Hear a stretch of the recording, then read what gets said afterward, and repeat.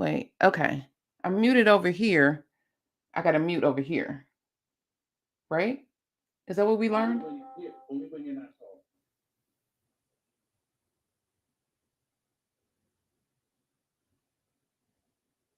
talking. Okay. No? You still hear buzz? Can you hear me? No, it's not the buzz. It's when I talk, I have feedback because you're unmuted. Oh, okay. Okay. Now talk.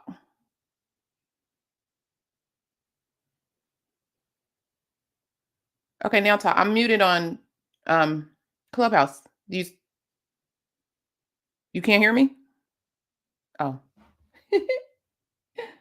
Okay, I'm gonna mute myself on Clubhouse, and so let me see if you hear it when you talk.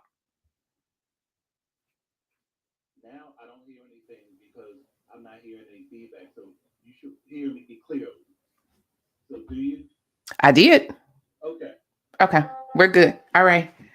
All right, all right, all right. Wait, I hear noise in my background. Wait a minute.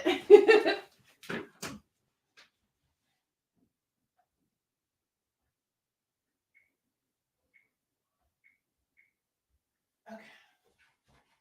Close my door. Alrighty, alrighty, alrighty, alrighty. Well, I guess we're here.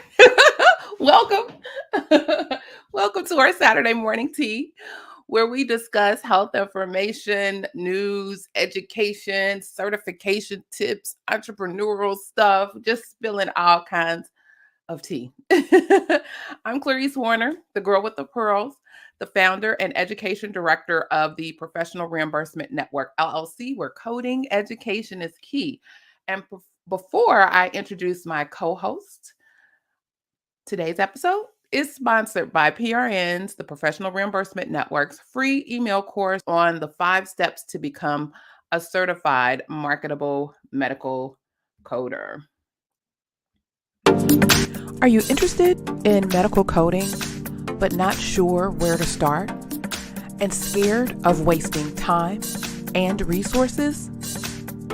Let me help you with the right steps to become a certified marketable medical coder.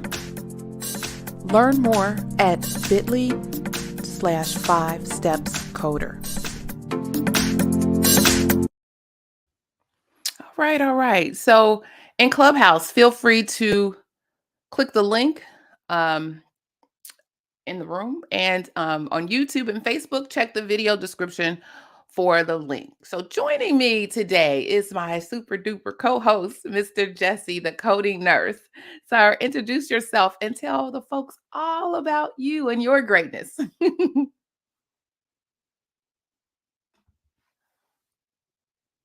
Wait, you're muted. I can't hear you. You're muted. You're muted. You're muted. Good morning, Clarice, and everyone tuning in. My name is Jesse. I live in Philadelphia, Pennsylvania. Today is my 29th anniversary from graduating from nursing school. Oh. So in 2014, I transitioned into medical coding, and since then, all kinds of opportunities have opened up themselves to me. I've tried all kinds of things, put my hand in auditing, clinical documentation. So I have created in 2020. I created a company called the Coding Nurse LLC, where I help nurses and other professionals with clinical experience transition into medical coding. All right, all right. Look at you. Well, all right, all right. Look at you. Well, congratulations on your anniversary. Yes, that's what's up. That is what's up. So, are you celebrating? Did it snow up there? Because it snowed down here. It's raining cats and dogs. Oh. Oh goodness. Okay, okay. Well, that is wonderful. I'm so excited. Yes, for you. Look at all the strides that have been made. Look at all the changes. Look at all the things you've accomplished since that first walk across the stage to get that hat and the pinning of that hat. And look at you. Look at you. I'm excited. You would think it was my anniversary of graduation. That's what's up. Look, I feel like I need some confetti and, throwing. I say this all the time. I feel like I need something to be like, yay. That's what's up. Okay. So today we have Mr. Jesse bringing us some information, commentary, some tea, some tea. So I will turn it over to you, Mr. Jesse. And for those of you in Clubhouse, if you want to jump on the stage and um, provide any commentary or comments or questions, feel free, wave your hand and we would definitely bring you on the stage. Those of you in Facebook and YouTube world, you know what to do. Hit that chat, and we'll definitely provide commentary and information to you. So, without further ado, Mr. Jesse, bring it to us. So you have to okay. I'm getting there. And we always say, everything in this room, please spill some tea. And I'm so grateful that Clarice has created this space, because actually, what I'm going to talk about now, Clarice introduced the topic because she was working on a paper, and she was talking about how the Middle East is trying to develop a commercial type insurance structure. And she was the first one to talk about possible opportunities abroad. So I just recently obtained my AHIMA approved CDI trainer designation. So that gave me, thank you. So that gave me access to another area on AHIMA's website for just their trainers. So I'm snooping around and I'm looking, and I came across, they have quarterly meetings. So I came across the minutes from their quarterly meetings, two in particular. One was from last November, and they talked about they laid out their plans for 2022 in terms of what they wanted to focus on in the CDI space and potential opportunities. So one of the documents that I came across, they said that there are possible contract opportunities in 2022, and they said internationally. And they mentioned specifically Saudi Arabia and the United Arab Emirates. And I was like, wow, this is just what Clarice was talking about. So I do some more snooping, and on the documents they have, in their minutes, they have international CDIP, and they talk about training. So I'm like, so I go to, so they have links to everything. So I link to their website, to AHIMA's website, and they talk about, and I had noticed this for a while, that every exam you take from AHIMA that's domestic, they have a global version of that exam. But what was interesting is I went to the website, and there was a paragraph that was a game changer. The paragraph said that effective May 1st, 2020, basically everyone was going to be taking the same exam, and everyone was going to follow the same candidate guide. So basically, there's not going to be any differentiation between an international HEMA designation and a domestic designation. That is really, really, really key. Because that opens up the door for more opportunities for people here to work abroad. Because if there's no difference in the designation, then you're qualified. So I think that this is a really, really, really exciting time to be involved in HIM. And there's just so much opportunity out here. And of course, you get the real tea here in our group on Saturday, because nobody else on Clubhouse, nobody else on the internet is talking about these type of international opportunities, nor do they have this kind of information available to share with you. So tune in every week for some real tea. I'm gonna pass it back to Clarice. Oh my goodness. Yes. So and the reason why I kind of brought it up last week, because I think a couple of weeks prior to that, somebody was talking, they were kind of making it seem like it was the global expansion is a bad thing. And I guess it depends, I'm the eternal optimist. So I guess I try to look at the right side of things, but trying to figure out, well, what's a positive spin on that? And this to me is the positive spin, because so yeah, organizations and companies here may look abroad for lower cost services around our space. However, we have an opportunity to go abroad, and we have an opportunity to shop and contract with or consult with or train or teach or what have you in those spaces. And the one thing specifically about Saudi Arabia, and like I said, I was researching for my paper and came across this, is that they have a huge plan that has been put in place for several years now, actually a few decades, to strengthen their whole health information system. Because, and one of the reasons is they that makes this ideal is they have kind of universal healthcare coverage, and a lot of countries have that, which I won't say make it easier, but make talking to different facility. Y'all know the battles we have when trying to get notes and documentation from one provider to another provider. When you're um, needing that information to provide the codes. um, Having that universal healthcare and one system, one healthcare system, one electronic medical record system, all of that in one place. Like we teetering around that with, we talking interoperability, and we talking, trying to connect, and it's baby steps. But if everything is already one, when they switch the button and switch the switch, woo, you in right there, and there's no problem. So one of the things that they have this huge plan um, for building or redefining and expanding their healthcare system up through 2030.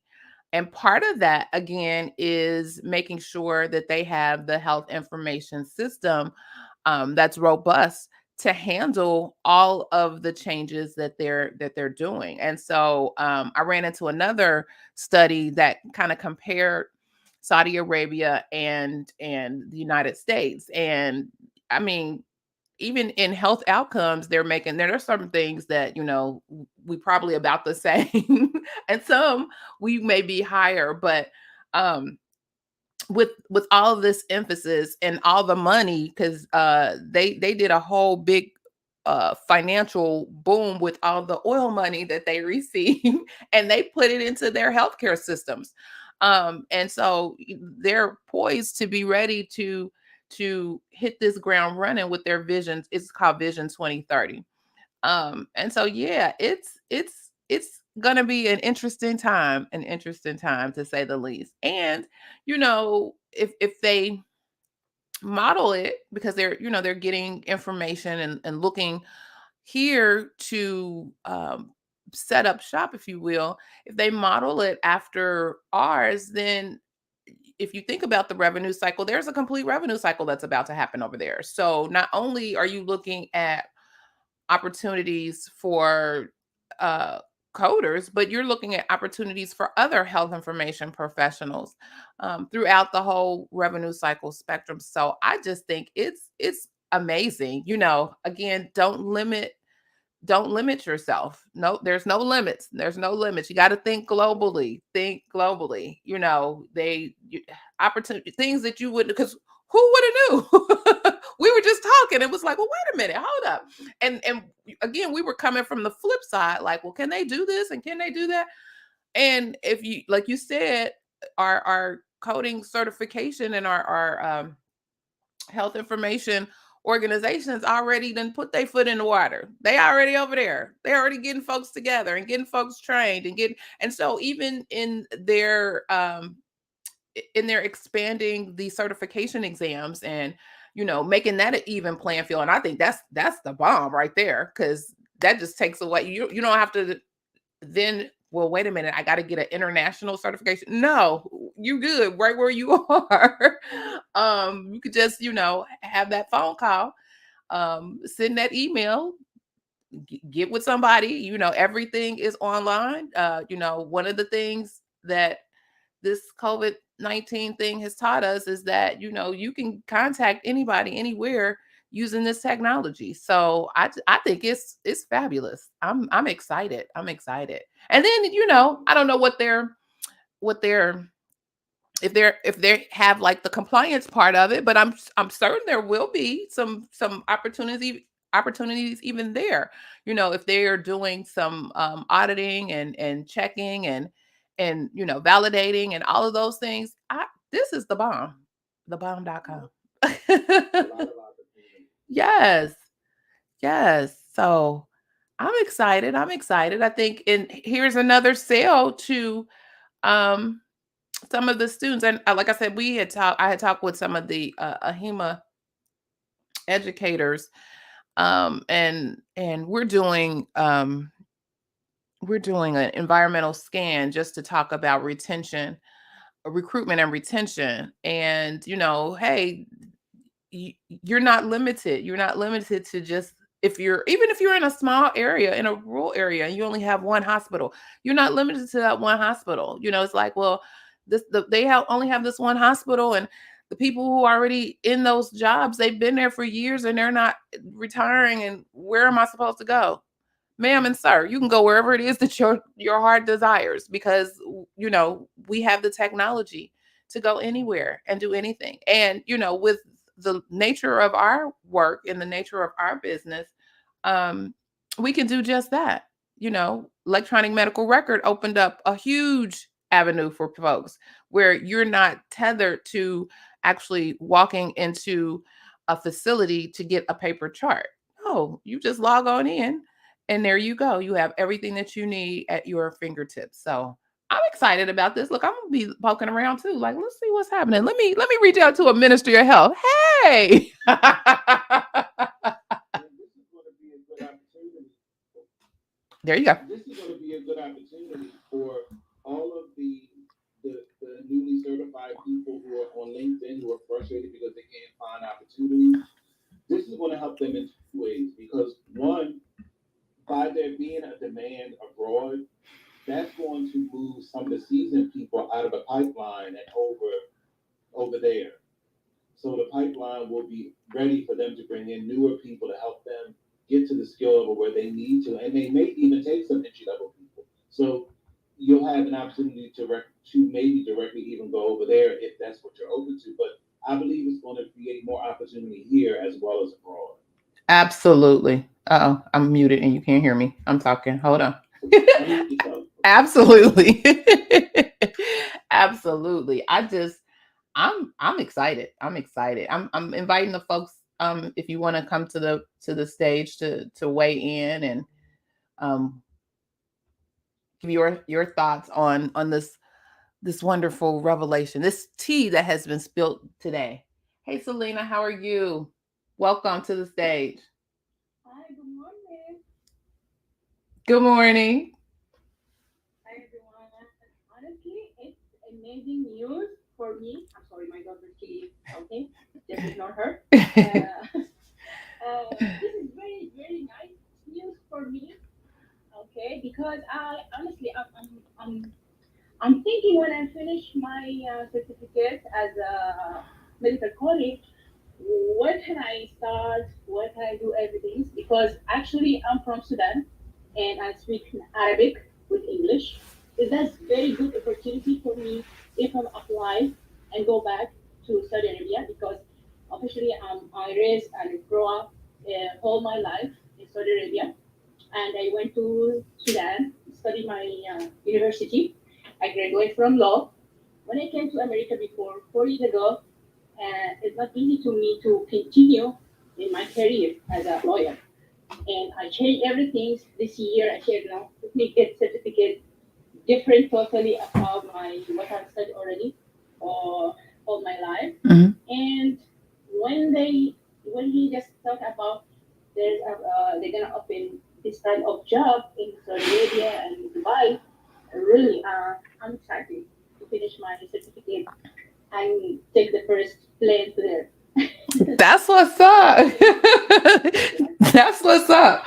And think about it, for those of us here in the States, again, we're in these spaces on these social networks where you got to think bigger again, network globally. So here's an opportunity to connect with somebody who already knows the lay of the land, who already knows what's happening in that particular country, that could potentially be a resource for you, that could potentially walk you through to some areas that you weren't even thinking about. So again, you got to think bigger than, oh, I see her across the street, or oh, whatever. You got to think globally. Think globally. That's gonna be my mantra for the year. Think globally.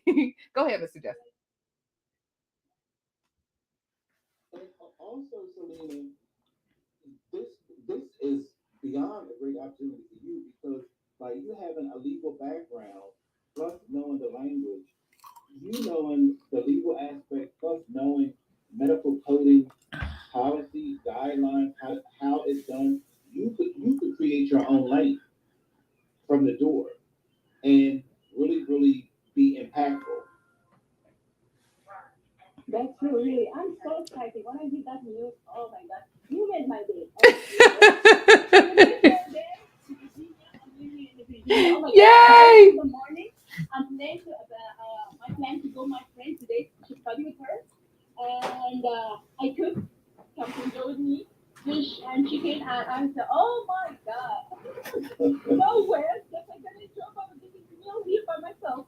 And when you said that, um, news, honestly, so exciting, and oh my God, honestly, thank you very much. You're welcome. That's what's up. That's what's up. Hi, Sherelle. We see you are up on the stage. Welcome, welcome.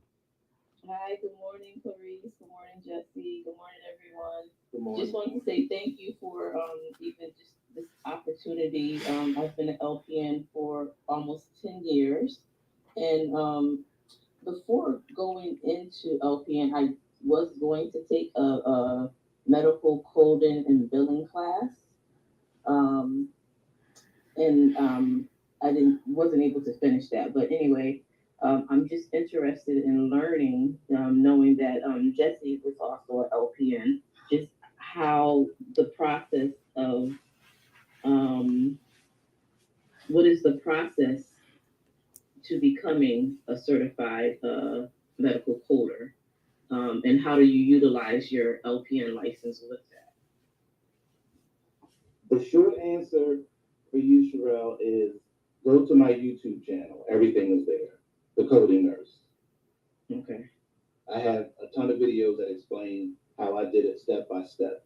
And you can also check out I the only I am here every Saturday because when I tell you Clarice is the real deal. You can check out her program or my program and you will be straight. I don't recommend I don't go around doing PSAs. But she's the real deal. So you want somewhere where you can learn. And either my program or her program, the Professional Reimbursement Network, you will definitely be ready. Okay, so this link at the top, I can click on that and now like start me with the steps of what I need to do. Yeah, so the link at the top will provide you just the information on the steps that you need to become a certified marketable medical coder, because you want to make sure you're marketable as well. And yeah, and to your point, particularly with your nursing um background, Mr. Jesse and the coding nurse, he spills some tea over there for specifically for nurses, and getting you to understand what that transition looks like, because it's not the same. You bring that knowledge and you bring that expertise, but some of it you got to leave behind. And so he walks you through what those items are. So yeah, feel free to just check us out, and then you can always shoot us an email or back channel over here on Clubhouse. I think that's what it's called, or what have you. So yeah, yeah. Thank you so much for the information. You're welcome. You're welcome. Wow, I'm. Oh, go ahead. Wait, let me mute. Go ahead. You were saying something, Mr. Jesse? I think I shared last week about the story about the woman who came for the job and she mistakenly said it. Okay, so I had another conversation with my manager, and they are having a time hiring somebody. So I told them, I said, because you're not looking, you're not. For number one, the ad needs to be rewritten. The ad needs to be rewritten, and you need to change who you're looking for. And I keep trying to tell her, I'm like, you do not need. The person does not need to be a nurse. And she was like, well, they and she the board insists on. I said, but you have to. But it's your job to explain to them. I said, listen. I said, you look at everybody. They've had. I've seen at least seven or eight resumes. Wow. Maybe like six RNs, two LPNs. And I told her, I said, but they're not qualified. So what is that telling you? It's not necessary. And I told her, I said, because for this job, because basically all I really do is for right now is a thorough chart audit before the provider sees the patient. Basically, I make their job a little easier. I go and find what I can find based off of documentation. Like just like yesterday, the last chart I did, the person had hypertension, but in the note, the provider had documented some echo results, and the person had left ventricular hypertrophy. Now they had identified, and the provider diagnosed a person with hypertension, but we know in coding that hypertension and left ventricular hypertrophy is hypertensive heart disease without heart failure. All day. So I just go in and I change the I-10 to I-11, and I have to do little notes. If I'm explaining it, they'll change it back. I have to type in HTN plus left ventricular hypertrophy equals hypertensive heart disease without heart failure. That's what I literally had to put in my notes. Make it elementary. Make it. So I told her, so you need somebody who knows the coding guidelines, who knows how to code, who knows risk adjustment, that doesn't need somebody to hold their hand. I mean, because I have to dig. I'm pulling out. I mean, I'm literally in my book, like, because providers die, especially during like annual wellness reviews. Oh my God, they list everything. They stubbed their toe in 1930. And you have to go through, as you're going through, you have to check because some things are excluded. Right. Some things you can't include. Like Right. for instance, I did a chart. The person had CHF, and then they also have pleural effusion. But the doctor made sure to document that the pleural effusion was not caused by the CHF. That means you can code it Right. because it's not inherent. It's because he documented that it's not. So then there was another case where that's what they documented both, but you don't code both. You only code the heart failure because there was no notation that it wasn't related. Those are the things. Those are the skills you have to have. So being an RN or LPN is irrelevant in my opinion. I agree. I had a friend who I love dearly, and she's an MSN, and I believe she's an MSN, or she has her master's of nursing education or something. And she tried to tell me, like, well, I'm getting hit with all of these positions. They're sending me all these positions that are like chart reviewers or um, you know, clinical documentation, revenue integrity. She was trying to tell me something about, and she was like, well, I'm a nurse. I could do that, ma'am. I was like, ma'am, I love you dearly. But no, you can't. She was like, well, I can read. Yes, you can read, but you don't know what you're reading. You're and me knowing her, I know that she's bringing in a diagnosis mindset. I know. Well, wait a minute. If you have this and that, diagnosing this patient, they should have blah, blah, blah, blah, blah. And I'm like, are you kidding me? Really? Is this what's happening? I'm like, I don't understand. I don't get it. But yeah, it ain't for everybody. No, it's really not. And you try to. I mean, I am. I'm just for quality work, and I'm not for because this is where I kind of lose favor with the HEMA, but I got to give it to them because like in the grand scheme of things, as an organization, they have positioned themselves very well. They really, really have. But there's a lot of things that I don't really that I don't agree with, but I understand because at least in my mind, I understand the intention and understand where it comes from. Right. There's nothing wrong with education, no, absolutely nothing, but it has to be relevant to your position. Correct. And just because you have a degree in something doesn't mean that you can automatically translate that into becoming a coder. It doesn't work like that. If you don't know those guidelines, it doesn't matter what you have in the master's degree. It's not. Right. And so because I'm in school now getting my master's in public health. And so everybody is asking me, well, what's the transition? What's the, and I'm like, I don't know 100%, but I see it. I understand the social determinants of health. I understand population health. I have health information management behind me. And y'all know I'm all about advocacy and policy work. So I see how it all kind of marries together. But yeah, so whenever, if ever, I'm still on the fence about that ever going back into the corporate world. um, but I see the skill set. I see, where opportunities exist just by, having that conversation with someone and possibly developing a consulting relationship.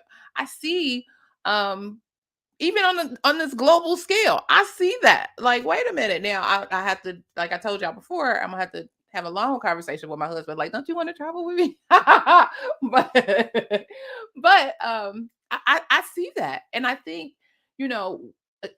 I can't say it too often. We have to think bigger. We have to think bigger, dream bigger, believe bigger. That there are global opportunities that are out there, and just not limit yourself um to what you see. So yeah, this is all good. But yeah, my fellow nurses, I'm gonna need y'all to, I need some humility coming in here, because yeah, you know it all in your field. You got it. Hats off, yes. But over here in this field, you got to give it. You got to give it to the experts, and you'll get there.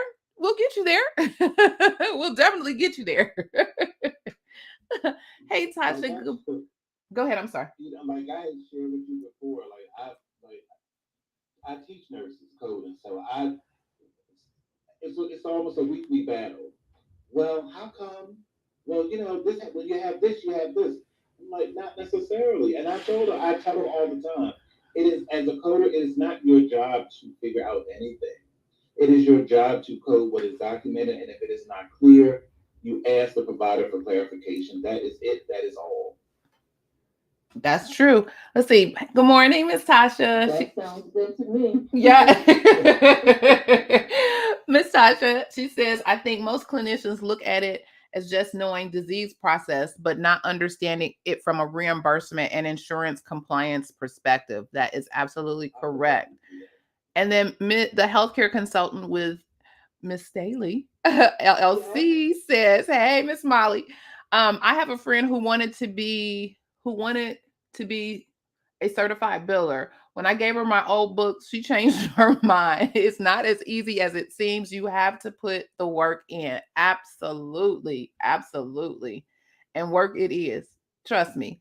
I mentioned last week about the CMS um coordination and maintenance meetings that they had over this, I think it was Monday and Tuesday. They were excellent. They were very, very good. So if you're not familiar, those are the meetings where they are entertaining new codes, either new procedure codes for PCS or new diagnosis codes for our CM. And these are the experts in the areas, the providers. Most of them, I think, were providers. There were some like manufacturers with some of these, because there were some devices that they were talking about as well, and so they would like couple the provider and the device manufacturer together in their presentation. But just excellent information.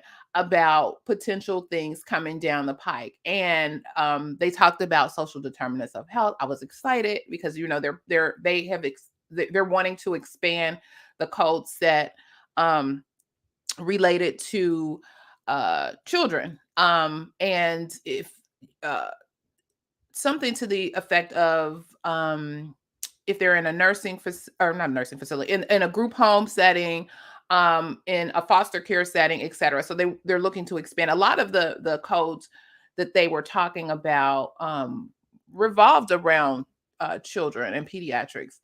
But what I learned was, and then I read something, I think this morning, or it was one of the documents that you sent me, Mr. Jesse, of from their conversations at the meeting, where they were talking about, well, how do you get the information about what's coming down the pike as it relates to codes?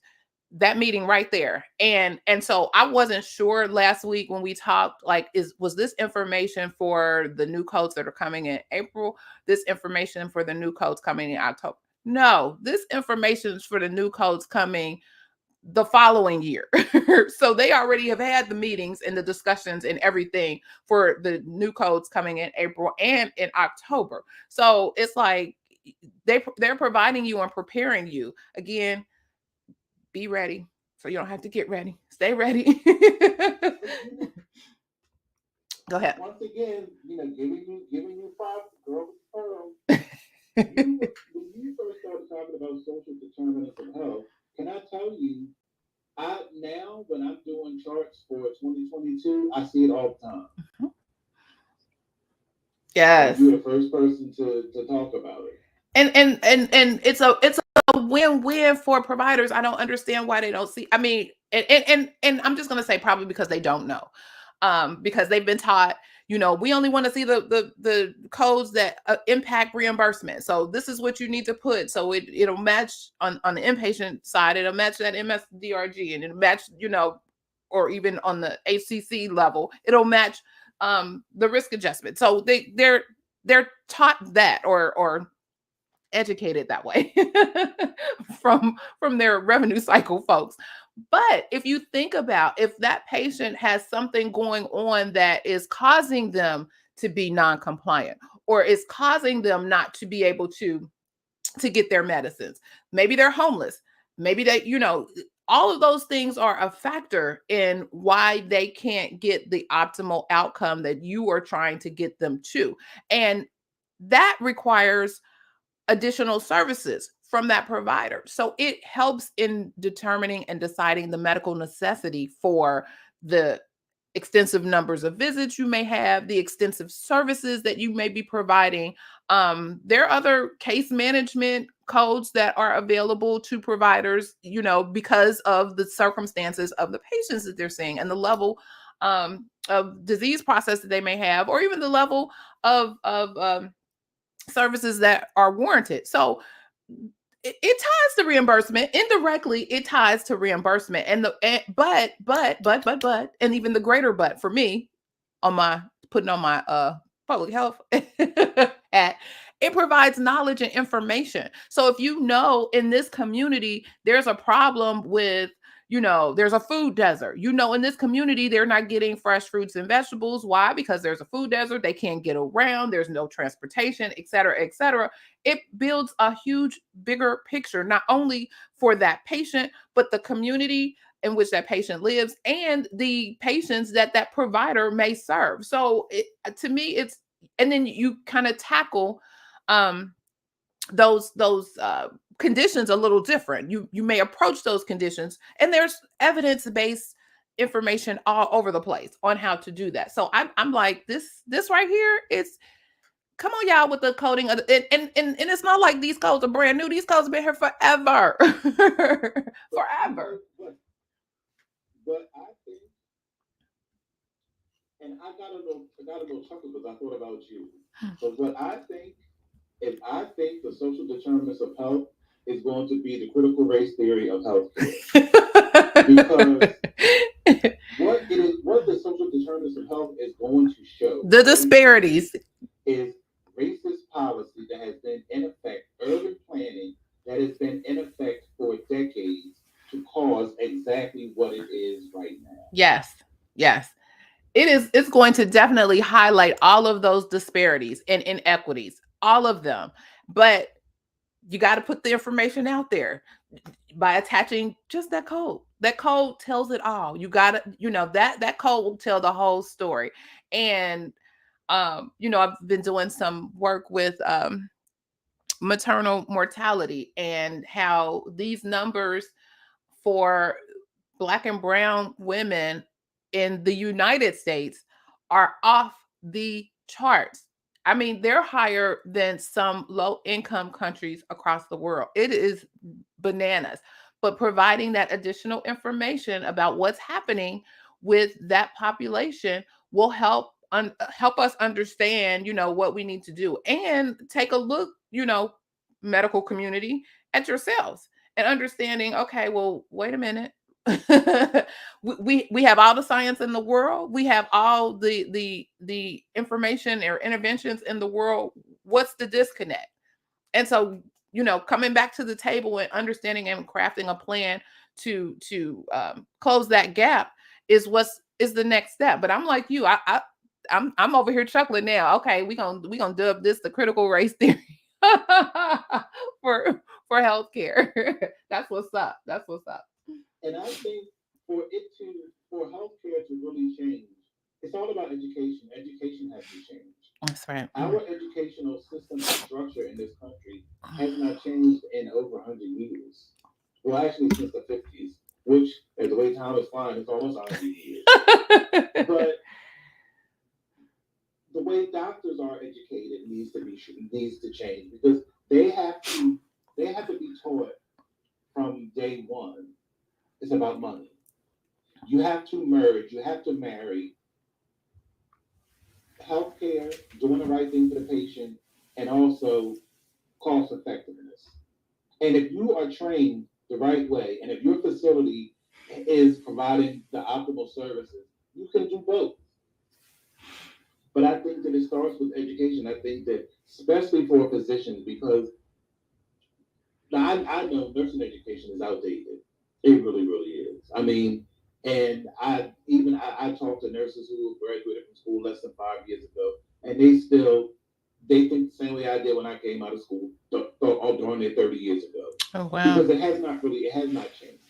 Medicine has changed, the drugs have changed, but the mentality, how you think, the process has not changed at all. And I think that it is a shame that, as advanced as technology in the world has been since then, there's no real change in the educational processes. And it just causes a backlog, because then once you get out there, then you have to learn all these things. That's true. And I know you also are facing a shortage of nursing educators, and because they're retiring, and some of that is a good thing, because newer people bring newer innovation and newer information, and so that may be good. But then folks are not going into the nursing education field, and so that's another. They trying to come over here in health information. Go on over. No, I'm kidding. Go on over there where y'all at. No, I'm kidding. Word is getting out about the don't ring me. That's what it is. And they were like, wait a minute. I have a master's degree in nursing education, and now they're only offering me this much. But wait a minute. Somebody, they have HIM people over there making six figures? Yes. Easily 6 figures. Mhm. Yes, yes, yes, yes. Hi, Sam here. I hope I'm saying your name right. Please correct me if I'm not. Y'all know how I feel about that. Good morning. Good morning. How you doing? Welcome to the stage. Hi, good morning. Actually, you are very informational. This Saturday, I can use it in my study as a coding. But I have a question. Okay. So I hear you, Miss Jess. He said uh, we have a lot of details, especially in the first uh, first section as autonomy. But um, so I can use all these details when I became a coder, or I don't need, or I needed this like information or knowledge. Oh, you need every bit of it. Because like when it comes to anatomy, you have to know anatomy because if you go to if somebody if you're reading if you're reading an operative note and somebody and the doctor puts they had a fracture of the head of the femur, you need to know what that is, where that is, and the implications of that. Oh, so I have to keep in my mind all these details in anatomy. Absolutely. Perfect. Thank you so much. Especially because the code set is so specific, it even gets down into like laterality.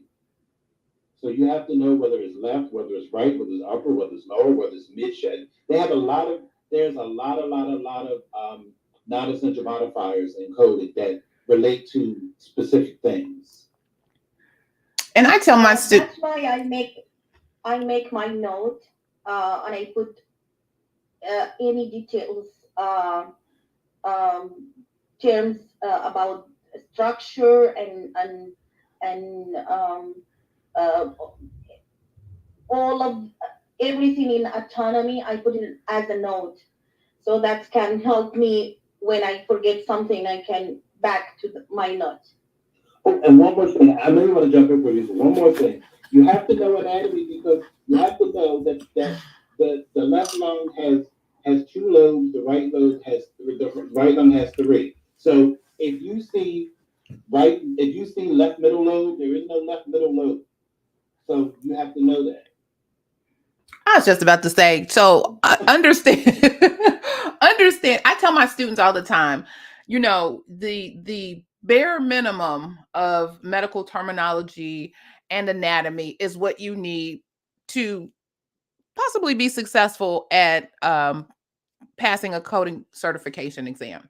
However, because I'm always stressing about being marketable. However, in order to advance in your career, in order to sell yourself and be the quote unquote expert, especially if you specialize in any particular area, I always tell them you need to go deep. You need to go deep with anatomy and physiology and even pathophysiology. You need to know those disease process. I was so amazed at that coordination and maintenance meeting when there were coding professionals, those who I actually um have followed for years. They've been in this game for 30, 40 years. Um Pointing out some inconsistencies as it relates to like the devices and how the devices can assist, and breaking down the anatomy to I was sitting back like, well, wait a minute, hold up. I mean, it was amazing. And so being able to understand that anatomy and being able to understand what the disease process is absolutely critical and vital to elevating in your career. And even to Mr. Jesse's point, if you, particularly on the auditing side or the revenue integrity side, that's an easy find. Oh my God, who coded this? And anatomy comes into play with medically unlikely edits. Yes. Big time. That's it. Hello.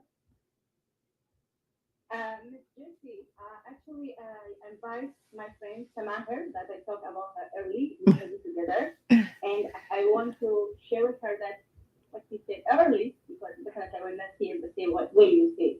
Can you please just repeat what you said early? The nice news. Oh, I was just saying that there's going to be a lot of opportunities opening up internationally, especially in the Middle East, for coders and people in HIM, because I know a human in particular have revamped their certifications. They no longer have internet, global certifications and domestic. They're all merged into one, so that makes it easier to qualify for an international position in the future. That's good. Thank you. Mainly Saudi Arabia and the United Arab Emirates. You've put smiles on folks' faces all morning. This is the happy tea place. You make my guys. You make my morning. It's wonderful and hopeful. That's what's up. That's what's up. That's what's up. I have a question. Yes, ma'am. In the field with the medical coder, do they have part-time job opportunities, or is this just full-time? Ma'am, you can make it whatever it is that you what you wanted. There is a need for qualified, good, certified medical coders. And so, coming out the gate, understanding, showing, improving yourself, you can write your own ticket. You can write your own ticket. Thank you. I'm actually gonna log off, and I'm just gonna read through the information, because it's been something I've been thinking about for a while, but never really dived into knowing what the detail it entails. So I'm just gonna go and read and do a little research and read your 5 steps, look at y'all videos, and just see if it's something truly that would interest me. Good luck to you. Thank you. I'll be emailing y'all. All right. We'll be here. Y'all both said y'all have courses and classes to help, right? Yes. Yeah. We'll be here. And like I said, if you run across something and it's not clear or you have questions, yeah, definitely reach out. Okay, thank you. I will. Y'all have a blessed day. You too. Thank you for stopping by.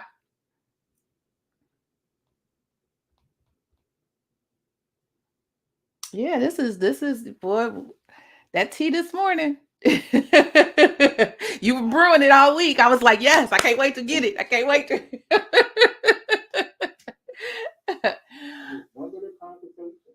Yes. And look where it takes you. You don't think bigger. And it's my friend, I'm looking for the book. It's not in here. It's upstairs. She gave me this book about believe bigger. And I'll be like, okay, yes, believe bigger. And so that's like embedded. Like, no matter what your circumstances, no matter what your situation, there is always something on the other side. And you have to believe yourself over there. I'm about to have a whole sermon. Because I share, I'm a barber, a licensed barber. And, you think, you see barbers everywhere.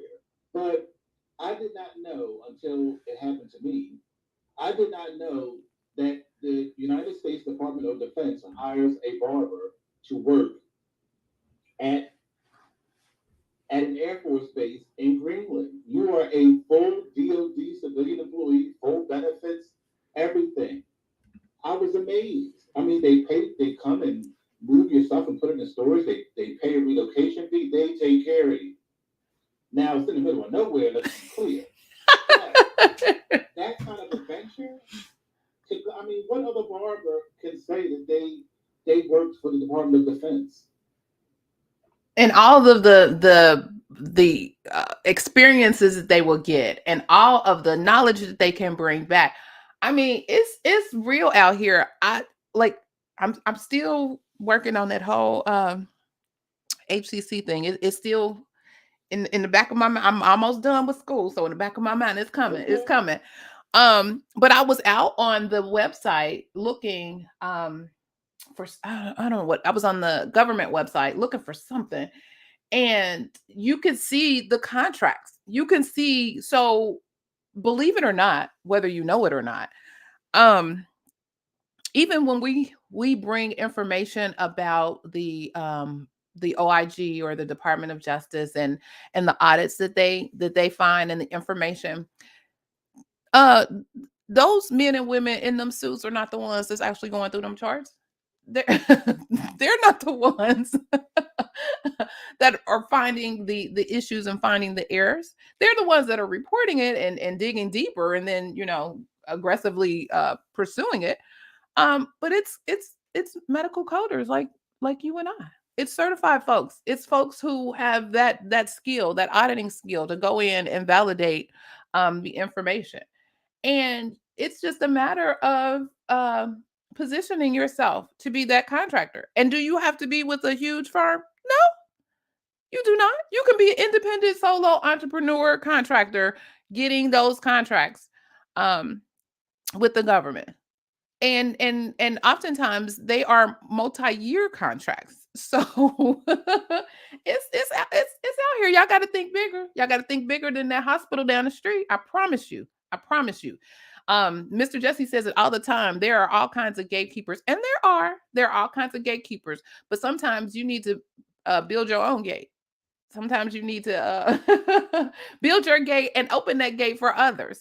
Bring them at the part. You know me. I'm all about being a resource and providing you with the information. Here's some more tea. Here's some more tea. And along those lines, everybody in here on Clubhouse, everybody in this room right now would qualify for minority status. And the one thing that we have to give Joe Biden credit for whatever you want to do,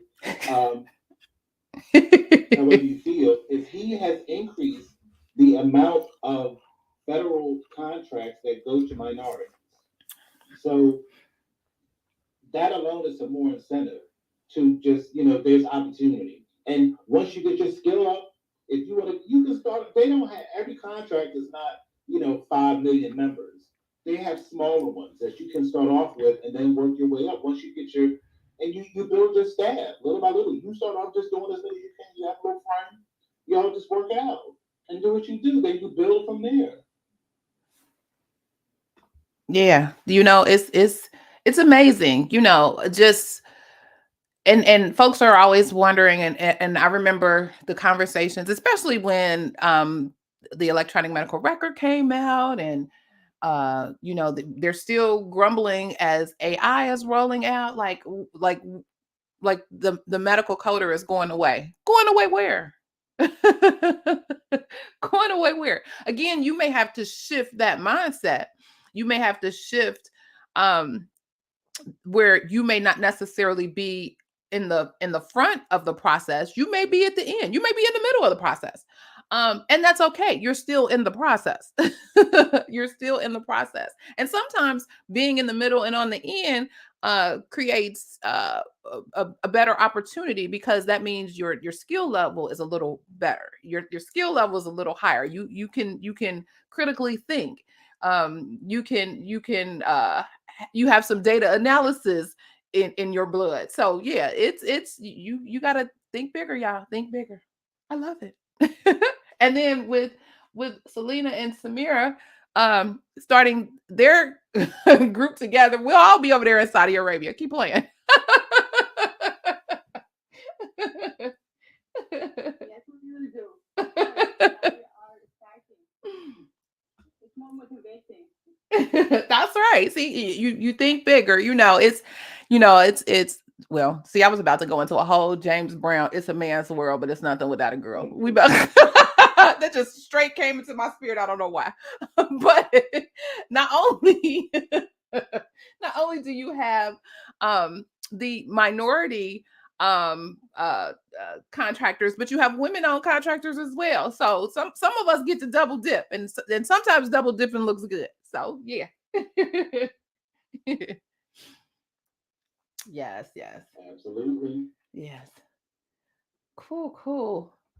Any questions, comments? We are at the top of the hour that anybody may have, or anybody wants to come to the stage. I think I've invited everybody.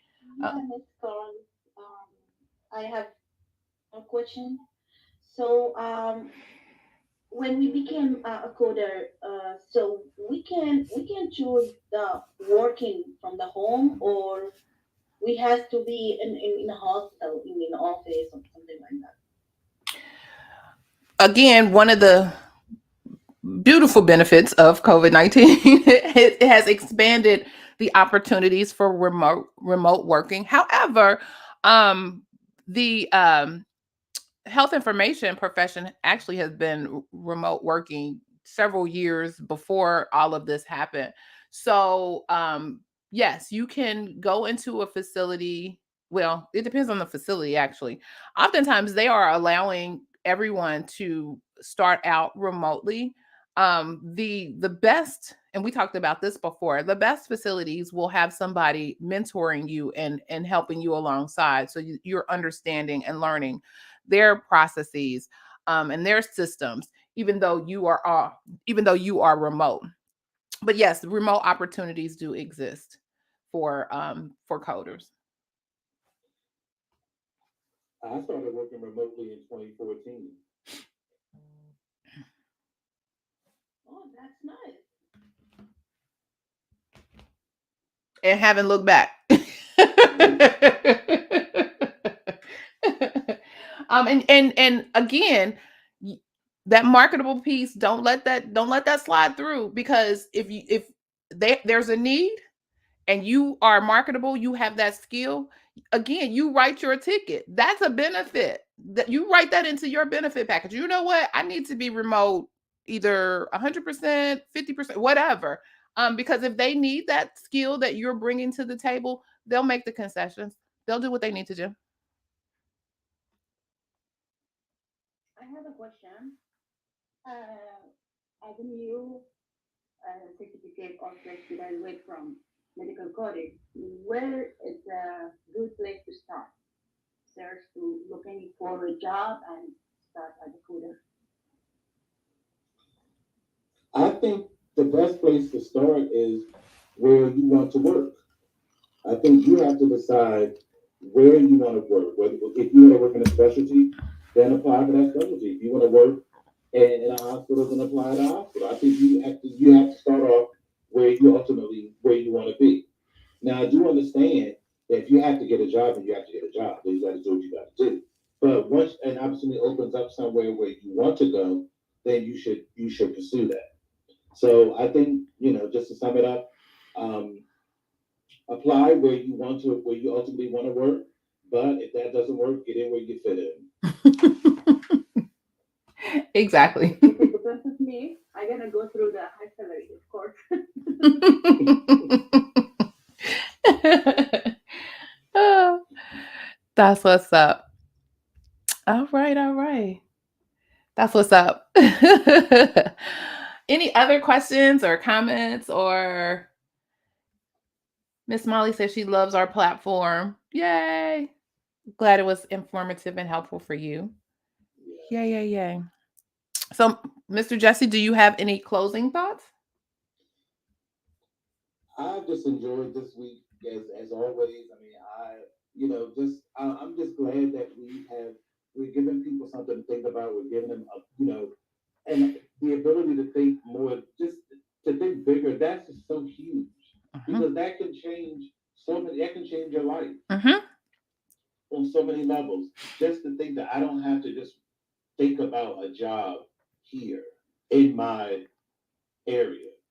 Coding can open up, it always can open up national opportunities. Now we're at the precipice of international opportunities. So I'm just really glad that that we can bring this information, that we're out here empowering folks with information and motivation and encouragement and support, because you're not going to get this just everywhere.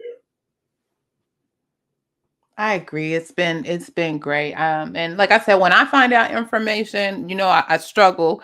Like, what do I tell my regular video folks versus what do I hold on for the Saturday tea? But I try to spill the tea. I mean, because again, you're spending at least an hour of your time with us. And so we want to make sure that what we bring to you is informative, is something that can carry you. I just love that today we have so many folks walking away with smiles. I can hear the brain energy, trust and believe. I feel it. Folks are thinking, well, wait a minute, let me look at this, let me look at that. I feel that energy, that you guys are giving off. I really, really feel it. So thank you all again for joining the Saturday morning tea. My question was, the tea spilled today? Absolutely, in my opinion. And you were the spiller today. So So if this information was valuable for you, help us. Help us get this information out to others. Help us by sharing this message with others, by liking the video, sharing the video, and subscribing to our channel. You can also check out the Coding Nurse channel on YouTube. Again, our channel, the Professional Reimbursement Network on YouTube. And last but certainly not least, to my Clubhouse folks, click on the green house to join in on the fun in our club. You know, I made the mistake of not setting up the room properly. I will make sure that the room is set up next week. I'm sorry. So for those who may have missed us because my room wasn't set up, I thought I did, but I forgot. I do it in the middle of the month. But anyway, I'm still writing this 15-page paper, y'all. I need grace. I need grace. But anyway, also for those of you who are on Clubhouse, we talked about this. Here's some experts. Here's some people right here in the field. Network with each other. Network. Get to know folks. Get to know folks that may or may not necessarily look like you, that may not have the same experiences as you. You never know what somebody else may bring into your world. So network with one another. And then also don't forget to hit the little greenhouse so you can be notified of our live broadcast. And if you hit the little notification bell specifically on YouTube, you'll get notified when either of us drops new videos and or goes live. I'm looking for you every week, like where you at? Where you at? Where you at? Where you at? So this has been a great session today. Again, thank you for joining. And remember, be safe, be kind, and don't wish for it, work for it. Until next Saturday at 9 a.m. or sooner, maybe. Take care and have a great weekend. Thank you.